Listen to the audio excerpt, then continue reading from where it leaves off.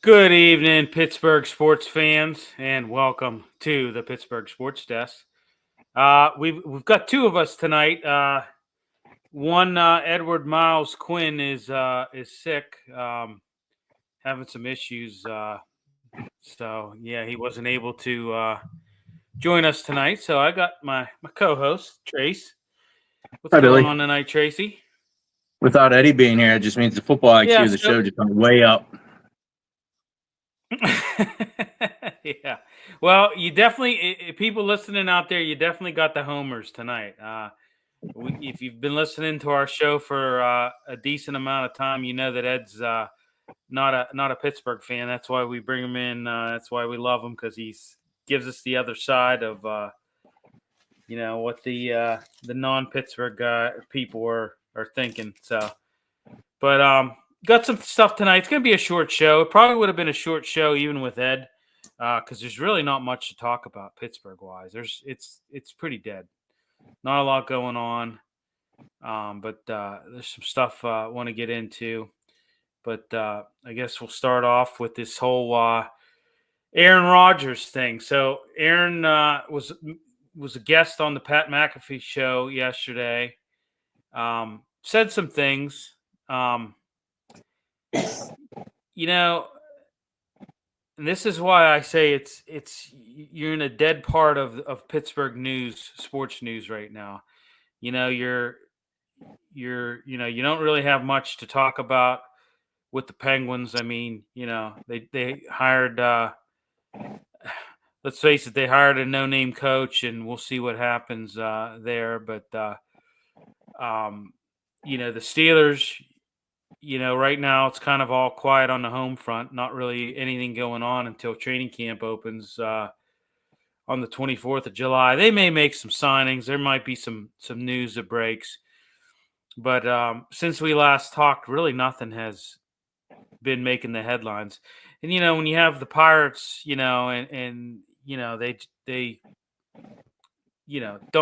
underachieve year in and year out. There's really not too much to talk about when it comes to them. So we're kind of in that dead spot of Pittsburgh sports right now, that mid to late June, when you're kind of waiting for Steeler camp to open and maybe you get some headlines and talk some stuff. But as I said, Aaron Rodgers went on Pat McAfee yesterday. What'd you think about that, Trace? I know he made kind of made it known that pretty sure this is it, is his exact words.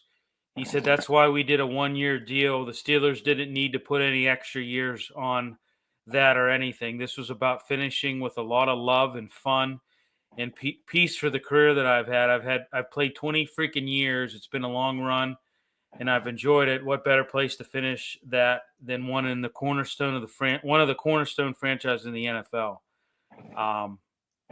Said also that he's loved the game all his life, dreamed about playing quarterback as a kid, and he wanted to be all in.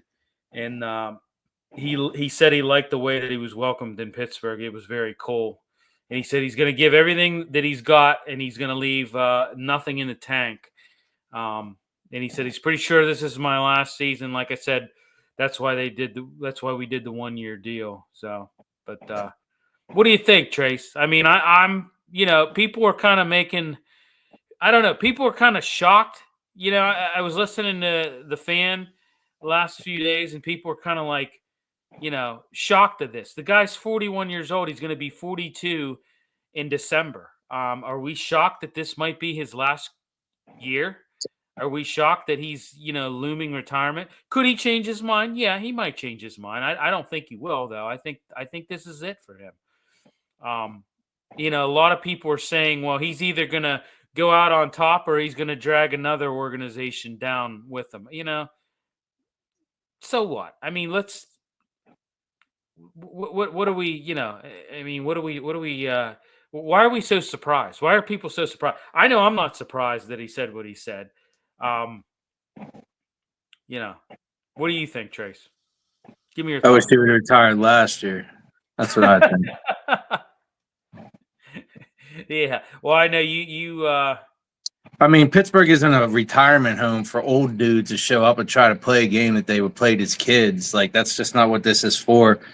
We started off in a really poor franchise, and in the 70s, we established the standard. Now we have a coach that mentions the standard, but just because people say words doesn't mean shit. They haven't done anything with it. You know what I mean? Right. Like, uh, come here to retire, you feel great. Who cares about your feelings?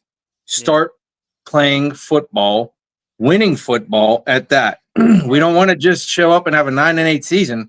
We want to get to the playoffs, win the playoff game, and then keep marching on. We want the Lombardi Trophy. This isn't a retirement home. Right. Well, I agree with that. We got some viewers out here. What do you guys think about what Aaron Rodgers said the other day on yesterday on the Pat McAfee show? What do you guys chime in? Let us know what you guys think. Like I said, I wasn't fazed by it. Like I said, he's 41 years old, going to be 42 towards the end of the season. I wasn't fazed by it. I think that if this is going to be one and done for him in Pittsburgh, maybe that's the best news the Steelers could have gotten. I don't know. It should mean that he's going to be motivated. It should be that he wants to, get in the playoffs and win some playoff games. Wouldn't that You be only nice? know, Billy, but you retired from something. Remember whenever you found out you were retiring from something, you remember how motivated you were? Absolutely. Yeah. Yeah. Well, yeah. So, I mean, words again, huh? Right. Yeah. I don't know. It's it's a different than, and I agree with you. When you look at it, you were saying, hey, this isn't a retirement home. We either want to win and I agree with you. Yeah, either the W, or get out, right? Leave me, follow me, get out of my way. One of the three. Right. We got Robin Simmons chiming in. If he wins a Super Bowl, heck, one playoff game for the Steelers. I'm not disagreeing. One playoff game I would take right now. One is more than we've had in recent years. I agree with that. If he wins one playoff game, to me, that's a step in the that's progress. Where's Ed? Well, Ed is I don't know, he's battling some kind of cold again. He's having some throat issues. He lost his voice, so he's dealing with some stuff. So we were rather enjoying it, Robin. Yeah. The lost of voice part. Yeah. But when you look at the other post-Ben quarterbacks that we've had in this city, they've all had a little bit of a different they've all approached their time in this city a little bit differently. When you look at it, I think Russell Wilson last year, and I even said this, last year. I think Russell Wilson saw the Steelers as kind of his 1 year, shot at trying to, maybe polish up his image. Not that he was a troublemaker or anything like that, but things didn't work too good in Denver for him. And I think that he kind of looked at this as maybe a chance to polish up his image. And so he could hit it big in free agency come, the year that we're in right now in 2025. Whether that was going to be with the Steelers or anywhere else in the NFL. And it really it didn't work out that way for him, obviously. He got into a spot in with the Giants, and he's a modest $11 million. So when you look at Fields, kind of similar situation. It was just basically for him, it was a little different, I guess. Same in the sense of trying to repolish your image, but different in the sense that he was proving that he could actually play, and worthy of being a starter. He was just above average, obviously, when 4-2 as a starter when he was benched, and he had decent numbers. I'm not going to say he wasn't out there, putting great numbers up, but he at least showed the ability he could take care of football better than what he did in Chicago, that's for sure. And he winded up with a $40 million deal with the New York Jets. So But and then you can go back a little farther. Mitch Trubisky, when he arrived in Pittsburgh, he was looking to resurrect his career as well. And he That did went sign a downhill. yeah. I mean, he did sign a 2-year deal, but but he knew, I think, that this was his last shot at becoming, proving that he's a valuable starter. And I always said, it always seemed to me like Trubisky was playing scared. He was playing scared, and he wasn't playing loose. And he was benched, for 4 games. You know, as he progressed with the Steelers, they just didn't pan out, and he was benched for 4 games. So Rodgers doesn't have that. He doesn't have to worry about those things. He doesn't have to worry about those things. He's a 4-time MVP, future Hall of Famer. In my opinion, what he needs to worry about is trying to go out on top, not only for his benefit, but for the Steelers' benefit as well. And he only needs to worry about winning and extending that postseason for as long as we can. Hopefully, it's extended the whole way to the Super Bowl. But any number higher than 1 would be a significant improvement around this city right now. Witnessing what we've seen in the past 8 years, any number, like I said, higher than 1, meaning playoff wins, is going to be progress. So. But yeah, I don't know. Maybe I don't know. Maybe if he, what do you think? Maybe if they make a deep playoff run, does he maybe change his mind, and maybe he comes back for another year? Who knows? What do you think? Where do you see it going, Trace? How about the people listening? Where do you see this whole thing going? You think he's I one mean, and he is done? 42 years old. I don't really see him making it the whole season. Well, that's another thing in itself too. So that means it's going to reset at some point in the middle of the season where it could have started and we could have built from, but instead we're going to start building in the middle of the season when our starter gets hurt. And that's if we have a couple wins, we might be able to build on it. Yeah, I mean, I think if you're a fan, and obviously I'm a fan and you're a fan, but I think, I want his heart to be in the right place, and I think it is for the most part. I think it is. And I think he's in a pretty good headspace right now. And I'm hoping that this is going to pan out, and I'm hoping for an 11-win season. I would like to see them go 11-6 this year and win some playoff games. Not sure. If that's going to happen. There's a lot of variables that come into play on whether that happens or not. But but I agree with you. I mean, Acrisure Stadium has been used as a giant career rehabilitation center in recent years. It really has.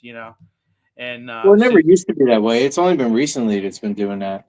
Well, yeah, I mean, since moving on from Ben Roethlisberger, like I said, it's been it's been a rehabilitation. Yeah, but that's not even just the quarterbacks. Like even the defensive backfield, the all around, we've done that. We tried to bring the guys back and put life back in their careers. Yeah. So we'll see what happens. I mean, I know he's out there in Malibu. He's got the receivers out there, and they're they're working, and he's trying to make up for a little bit of lost time. That he's, obviously, he was at mandatory mini camp, but he didn't, make OTAs, so he's trying to make up for a little bit of lost time out there, and I know, I don't know. I mean, he seems, I don't think that I know he's had some issues, he's bumped heads with some of his coordinators and head coaches in his career, but you've never really ever heard anything about him being a bad teammate. I mean, really. I mean, at least I've never heard anything about him being a bad teammate. People listening out there, I mean, watching, have you ever heard anything about Aaron Rodgers being a bad teammate? I really What haven't. about in Green Bay when they drafted that young kid and he said it's not my job to bring him up to speed? Wasn't that him? Well, there's one. There's one. Yeah, Jordan Love. Yeah, I mean, there's one. I mean, I don't know, but yeah, he did say that. That is true. But I don't know. We'll see how it pans out. Where do you see this team, Trace, right now? Where do you see this team? A month away from reporting to camp. Where do you see this team? Trying to figure it out. I see this team not sure what they are, not sure what to do, and trying to figure it out. And I think there's going to be one or two guys who have things that want to go one way, and then other people in charge want them to go the other way. That's what I think is going on there. It's like cross-homogenization instead of everybody going in the same direction. Yeah. I really still believe this is an 11-6 team. This can be an 11-6 team. I mean, it has the earmarks, I think, to be an 11-6 team, whether or not that happens. And I know if Ed was right now with us on the show, he would probably, be falling out of his chair with, but I don't know. That's just kind of where I see it. I mean, where do you see it record-wise? I mean, I know we talked about this not too long ago. I know in the coming weeks we're kind of going to do a little season preview and see do some picks of it. When we picked the games when the schedule come out? I forget where we fell at. I think were we like 10-7? I mean, we might have been 11-6. I can't remember. I know if Ed So it was like right 10-7. now. You and I thought Ed thought he'd have 9 wins, but I'll give the 11th win, but we'll call it one of Tomlin's games where we end up with only 10 for the end of the season. Yeah. So, well, I mean, like I said, we're literally a month away, right under a month away from them having their first practice. July 24th is when Steeler camp opens up at St. Vincent, and hope that we're out there. I definitely would like to be able to go out there and cover that. Maybe if we can get the media credentials. So, but we'll see about that. But yeah, I mean, like I said, we'll see. We'll see how it goes. It's going to be a very interesting year.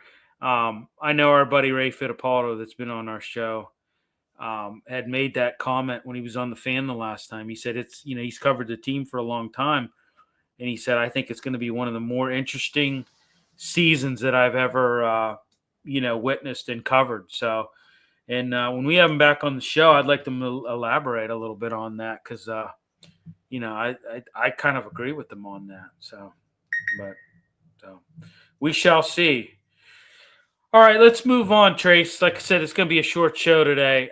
Let's talk a little Penguins. So we got the word that Dan Muse is putting together his staff. We got the word that my prediction: Steelers are going to win the AFC North 12-5. That would be awesome. I would actually be really happy if that happened. Yeah, I would be too. I think it's feasible. I think it's feasible. I said 11-6. Yeah, I said 11-6. I think it's feasible. I think it's attainable. Well, I mean, other teams have injuries too, right? Could happen. Yeah, I think it's that's a very realistic, very realistic prediction. I mean, 12-5, 11-6. I don't see. I don't see that many people could argue with that, given what they have. So we'll see. I mean, we'll see. So, but like I said, moving on with the Penguins, they hire Nick Bonino and a couple other guys, Rich Clune, Todd Nelson as assistant coaches. Retained Andy Chioda as the goaltending coach. But I guess the big news out of the people that he hired and put together on his staff is Nick Bonino. We remember this guy, from back when he was a player, spent, 3 seasons with the Penguins, and, he's coming back as a coach. And I thought it was funny when he did his press conference. He said, Pittsburgh really means something to me.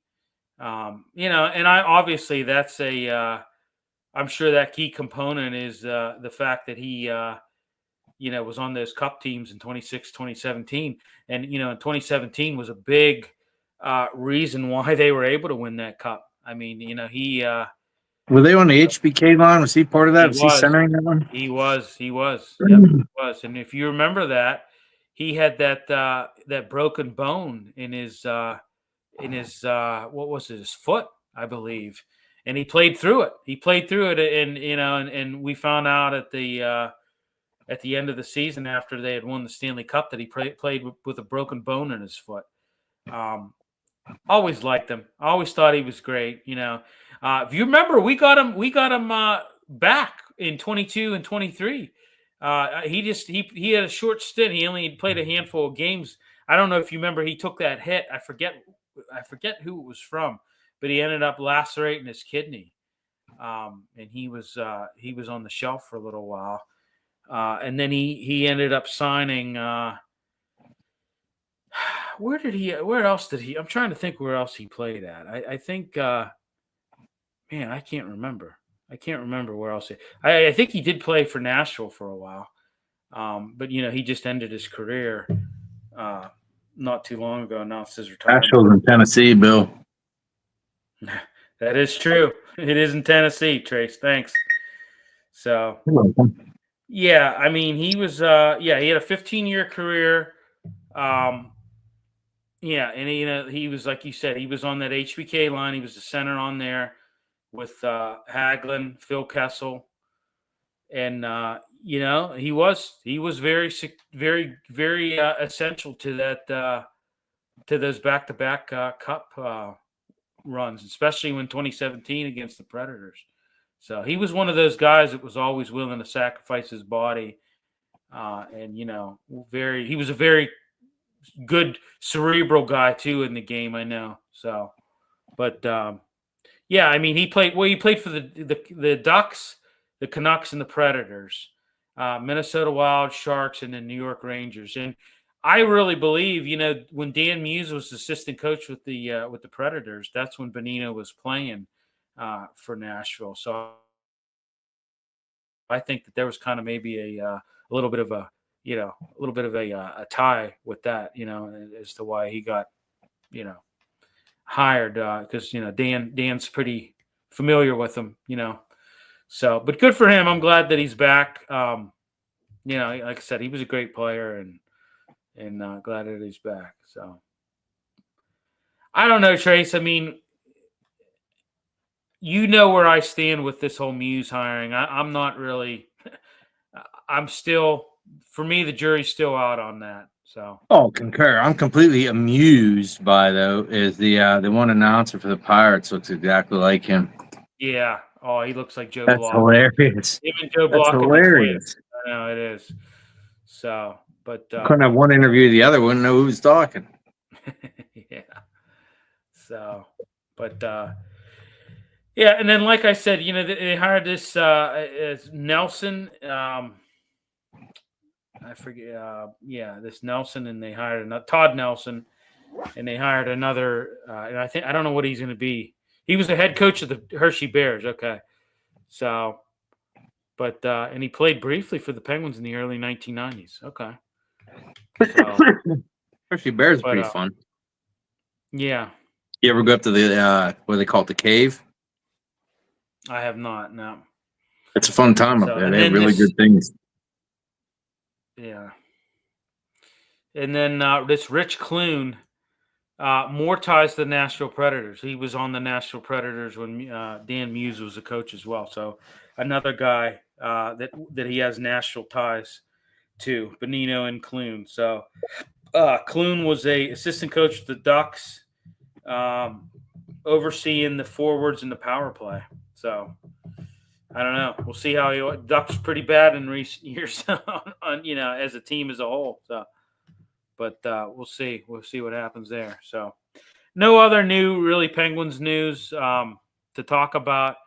So I guess let's move on to the Pirates, Trey. So what'd you think about today?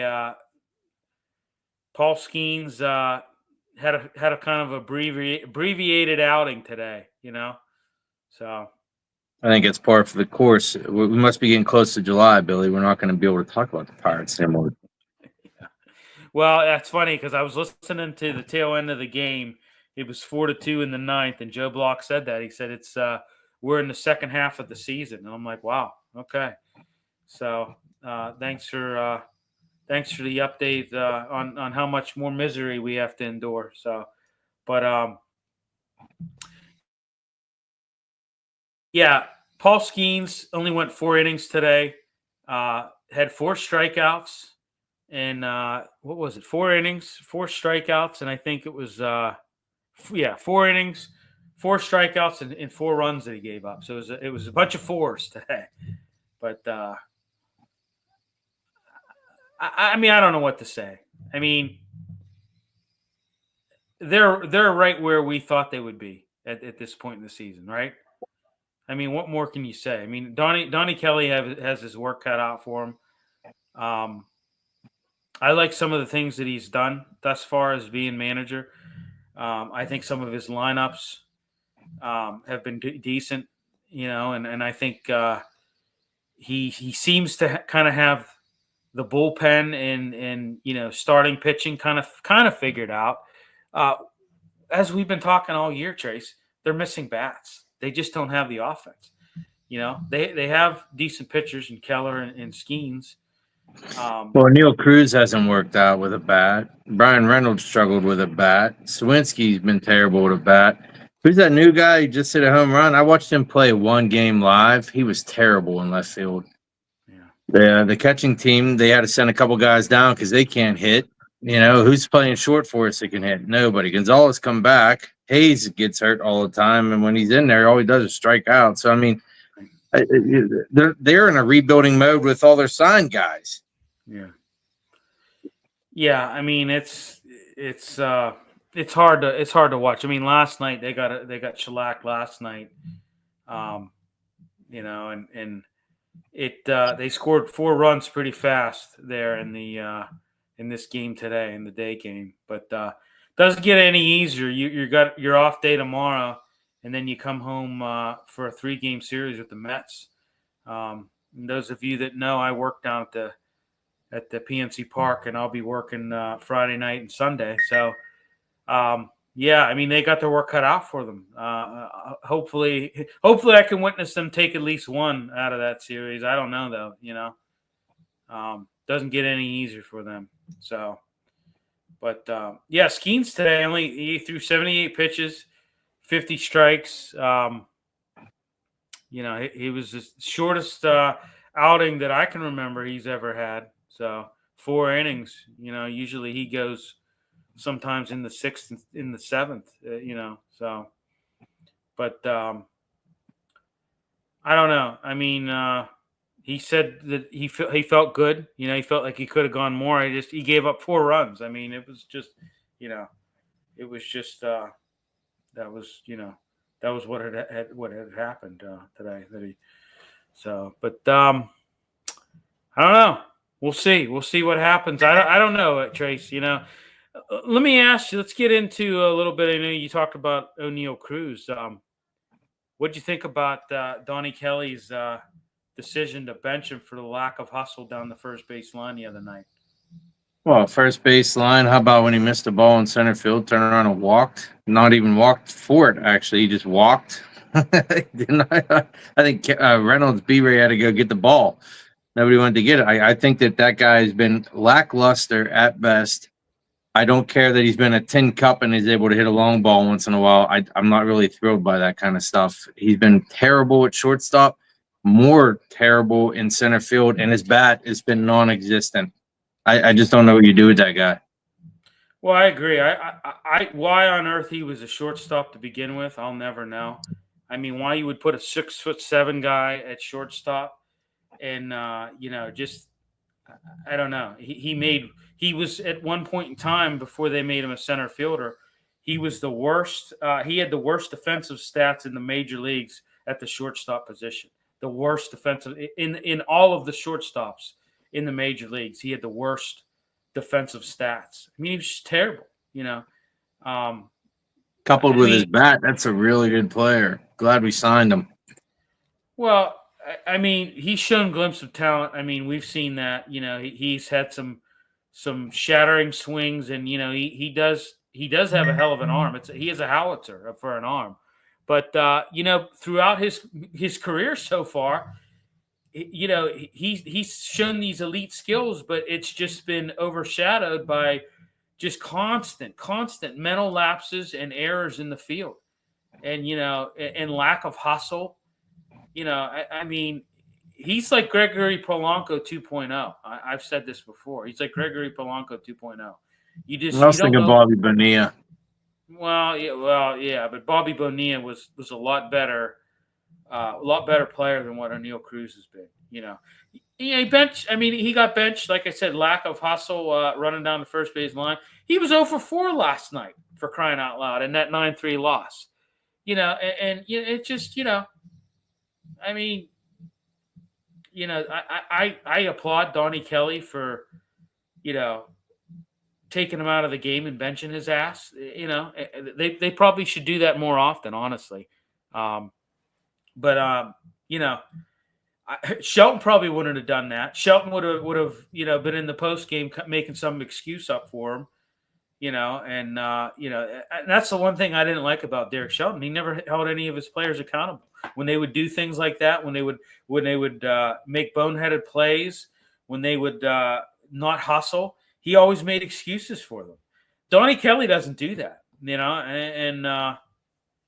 so he said, "Hey, nights that he's played well, I backed him up on some of these things." He says, but the things that when that I see on him when he's not running out plays and not hustling, I can't back him up on it. And I applaud Donnie Kelly for taking that stance. I applaud him for that. I mean, but how much more are we going to have to deal with this guy? Doing this before Well, only a couple more days, Billy. Then it'll be July. We won't talk about the Pirates anymore. Okay. All right, that's true. Okay, thanks. But I don't know, man. We'll see. I mean, he's as I always like to say, I don't think the juice is worth the squeeze when it comes to him. He's just, but yeah, just looking what the Pirates got ahead. Like I said, they got a home series with the Mets. A 3-game series, and then you got the Cardinals coming in, and then they got the Cardinals next week. Right after the Mets, they and then you got the Thursday off, and then they go into a long road trip. There's Seattle, Kansas City, Minnesota, and then you run right into the All-Star break. So you basically got 3 weeks in July that they're on the road, and then you got the All-Star break. So things are going to get much better then, huh? Yeah. So they're not coming back to PNC Park till the 18th of July, and they got the Chicago White Sox and then a series with the Detroit Tigers. So, but I don't know, man. I mean, you gotta it's just. I don't know.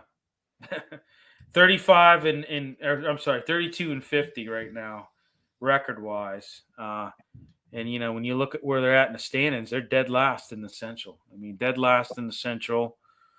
How many games back are they? Yeah, 15 and a half games back. I mean, it's pretty dismal right now. Pretty dismal, And when you look at it, I mean, you're 32 and 50. Cincinnati right above you is 42 and 38. Cardinals are 44 and 36 right in the middle of the Central. Milwaukee's 45 and 36, and you got the Cubs 46 and 33. So, and like I said, you got this homestand against the Mets, which are right now at 46 and 34. So they've got their work cut out for them. Definitely got These their work cut out. These guys ain't too good. No. So, no, not at all. So. All right, let's talk a little passion. I know you were telling me they made it to the playoffs. They did make it to the playoffs. I can't remember what the playoff date is, but it was a different stadium they were playing at. I do know that. I'm excited for that part, but because they only had one loss on the whole season again, their quarterback was a stud. Yeah. What? So, do we know? Like, do we know who they're playing in the playoffs, or do we don't know You know yet? what we do? I sent it to you and Eddie, and I can't remember off the top of my head, and I'm on my phone here. Otherwise, I would just look it up. No. Okay. So, well, I mean, I'll tell you what. What I've seen of them this year is, man, they blew a lot of teams out. God, you know. They did. They did. It was only really one or two teams that competed with them. Yeah. Obviously with the one loss and another game, it may have been the Divas they played at the home turf. They went neck and neck with them and ended up pulling it out in the second half. Yeah. Well, there you have it. So they're in the playoffs. So, but all right, let talk a little close tonight. Close it out with Riverhounds. So last week, Riverhounds had a nice win against Tampa Bay Rowdies. I was down and I obviously wrote the article and for Stream Punk Entertainment. Took the pictures. Had some awesome pictures, by the way. When they scored those two goals in the span of 5 minutes apart. At like minute 15 and minute 20, I was right at the corner. I was right on that end, and I got some pretty good shots. So, but it was a pretty good article to write. It was about time we wrote an article about them winning it, winning at home. So, but Saturday they got a Jägermeister Cup game, and it's it's going to be we'll see how it is. It's going to be. They're playing the Westchester Soccer Club, so that is their who they got Saturday night. And like I said, it's a Jägermeister Cup game. So, In I was in. Westchester and Fieldville. Is that what you're saying? No, it's Westchester Soccer Club. That's who they play. Oh, I thought you were talking about Mr. Deeds thing. No, no, and that's at home. So I'll be down there Saturday night covering that. And it's funny because the Riverhounds, I think the next 7 of their 9 games are home games, so they have a nice decent home stretch. How many games they play in a season, Billy? 32, I believe. So yeah, they go from March to October. So That's cool. but yeah, I mean this win last week 2-1 against Tampa Bay Rowdies. I'm hoping that they can kind of build on this. I even asked that in the post game press conference to Coach Lilly. I said, "Hey, you finally opened up the scoring a little bit. You were able to get the first 2 goals, and you were able to hold them to 1 goal to close out that game. Do you think that this is a momentum builder moving forward?" And he kind of agreed that it is a little bit of a momentum builder, but he wasn't happy with the goal that they gave up to make it 2-1. They had about 3 minutes left until halftime, and so they gave up a late goal in the first half, and he wasn't too happy about that. He said,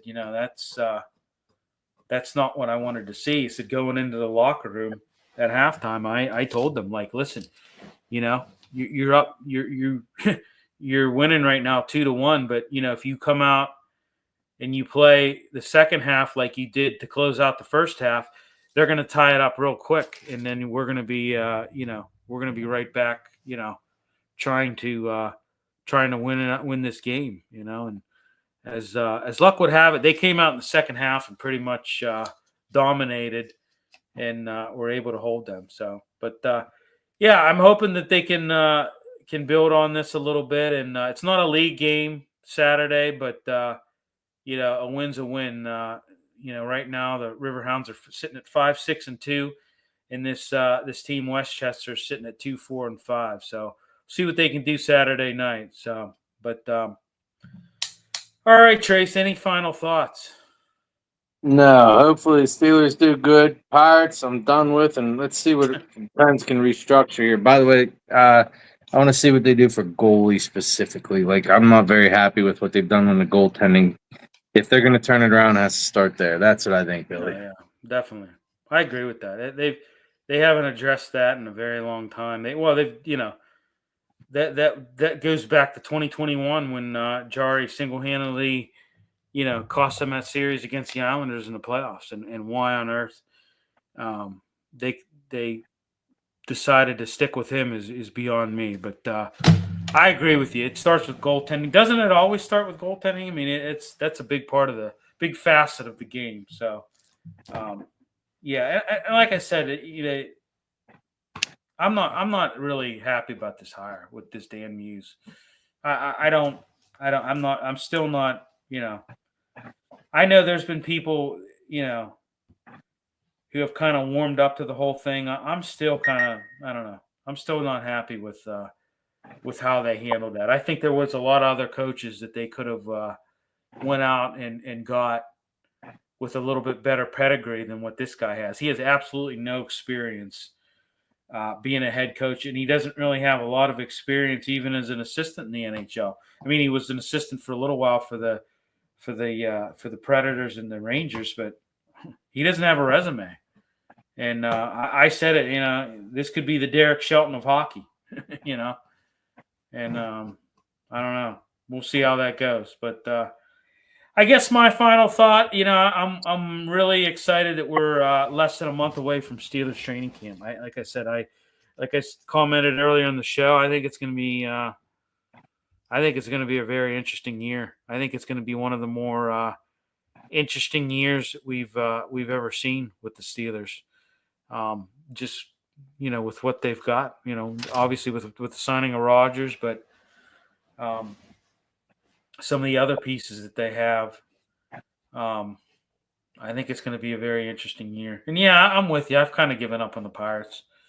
I've kind of, like you said, you get into July when you get closer to Steelers training camp, you kind of like switch gears and your focus kind of goes to that. So, and that's a shame. I wish that it wasn't like that. I wish we had a competitive team, but as long as Bob Nutting owns the team, folks, that's going to be what we deal with here. Is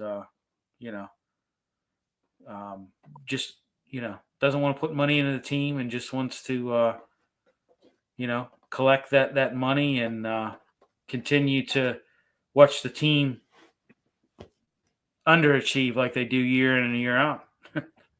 So. Not to be a Debbie Downer to close out the show, but yeah. So, but all right, everybody. It was a little shorter show than what we normally have. Like I said, we don't have Ed tonight, and it's just there's not a lot to talk about Pittsburgh news, sports news wise. So yeah, we even I think, like I said, if we had Ed, I think we still would be having a shorter show. But all right, well, hey, we'll be back at it next week. Same time, same station, and we thank you for chiming in and watching us. And yeah, I hope you have a good week. And we'll talk to you soon. Yep.